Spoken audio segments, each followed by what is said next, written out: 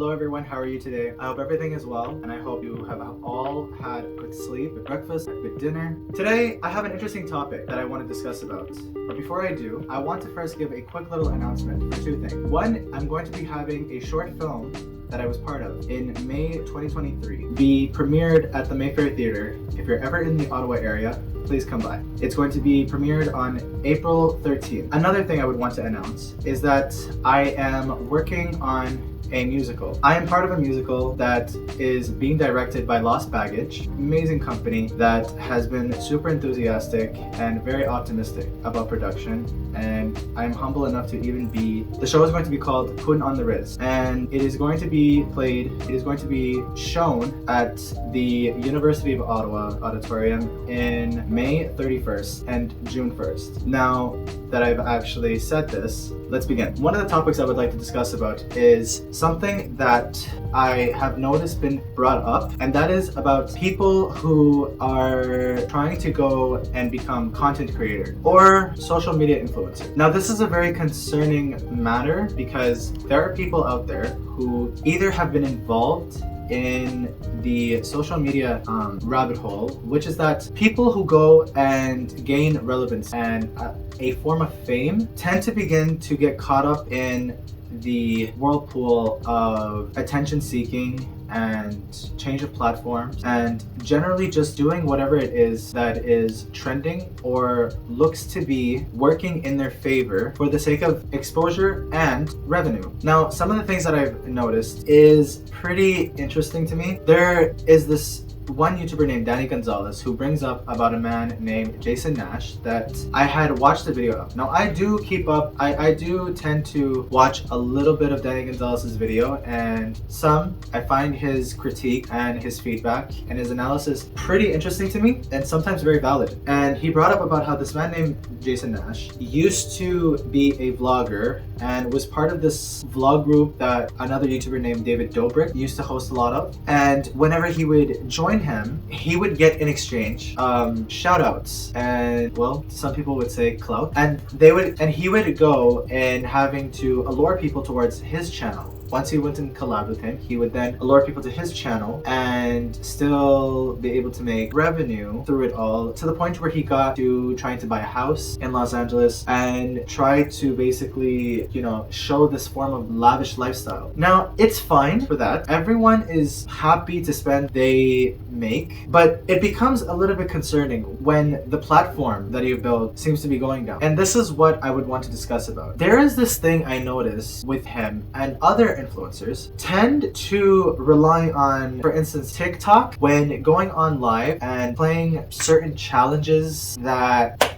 sound very arbitrary. For instance, the challenge is that him and another person he is FaceTiming with play this challenge where people click on an emoji and share gifts or share, gift emojis. Those emojis get converted into, currency and go straight to their account. The challenge, of course, is this. Whoever gets the most gifts wins, and they get to claim or get to take all the gifts that they've made. And the person who loses also gets the gift that they have received. So whether you lose or win, you're still getting the rewards for even playing. And this is the thing that would kind of worry me, because I noticed that he has also been sort of struggling with money when it comes to dealing with his mortgages. And what he does is he does his best in having to be relevant and just tries to do whatever it takes to get with the time and get with the system in gaining a lot of viewership. And with viewership, you are of course making money through the views and with follows. And generally, you are just trying to work your way into basically pleasing the algorithm of these platforms.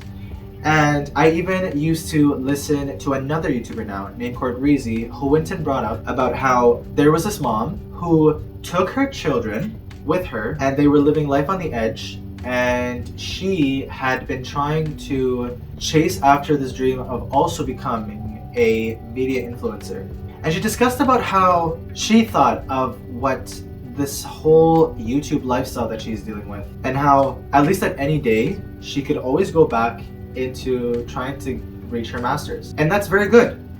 It's very good. It's very good to be able to go back to your school and try to go back into having to reach your point of certification in whatever field you are aiming for in order to increase your status. Now, this is what I have been aware of. I struggle with these kind of thoughts when it comes to me having to go to school and still try to, on my free time, do a lot of media work and performing arts projects.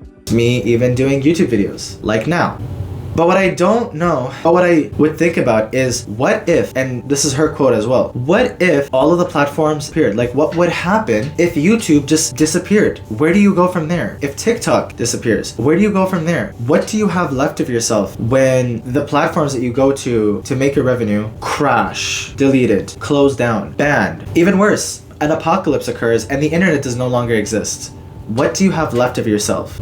That might be a little extreme, and this is to not diminish anyone who is involved in, for instance, acting, because acting is somewhat similar, where your job is to be able to expose yourself but do performing arts and having to get involved into a lot of acting gigs that involves you doing a lot of film and be involved in projects that are storytelling. But the thing is that field still has some form of union and some form of organization that has many people who take that kind of career very seriously and does their best work of having to keep it maintained and make sure that every project that is being produced be taken very critically before making a production and hiring actors who they see is fit depending on what their work experience is, depending on how they see of them. So when you look at that, and then versus people who want to now be involved in content creating and having to basically imitate whatever they've seen online and whatever they've seen through other influencers' homes or trips, they intend to want to imitate it. And because some of them get caught up in thinking it's so easy and it's so, so worth taking the risk for. All I can say is, as a person who is humble for everything he has access to, I would just like to say, be careful. That's it. Be careful. Be careful. Make a safety net for yourself. And I intend for everyone to take this final advice. And that is to please go to school for something. Please go to school for something. Please get certified in something. Please do that for yourself. Do something that involves you having to prove that you did professional work and teaching and training in order to be taken seriously in the field that you are aiming for, and to not have to do this thing where you are aiming for something that isn't very stable and that it is in the reliance of other people's attention and is in the reliance of a platform that could also possibly deceive you because of its algorithm. It still has never been perfected and it is constantly changing. That is why I'm going to be honest with you. I am not always productive on YouTube because I am too busy focusing on things that are outside of YouTube. I go into trying to go the extra mile of, if I want to be known for any of my work, I try my best to go into Facebook and trying to see whatever kind of acting gigs that could be provided. Anybody who's searching for a specific person that can try to take a certain job, and whether it's free or not, it's still something that it involves someone who has a specific plan and they need actors and he needs a production and he needs the people who are willing to actually take that kind of job seriously and be able to be trusted in concentrating in those kind of projects, right? And be able to put their time and energy into it and be able to fit it into their own schedule. So, and if acting, I'm just using acting, by the way, as just an example of difference between doing something online and taking a camera and generally just interacting with your viewers who we don't even know if they are all just children, and we don't even know if they are children who are taking their parents' bank accounts or are taking their parents' credit card and having to fund these influencers, or grown adults who, if they're perfectly mature and well grown to spend however they spend their money, and that it's in their own responsibility, versus someone who unfortunately saw that and became homeless and ended up in a shelter with her children. Those videos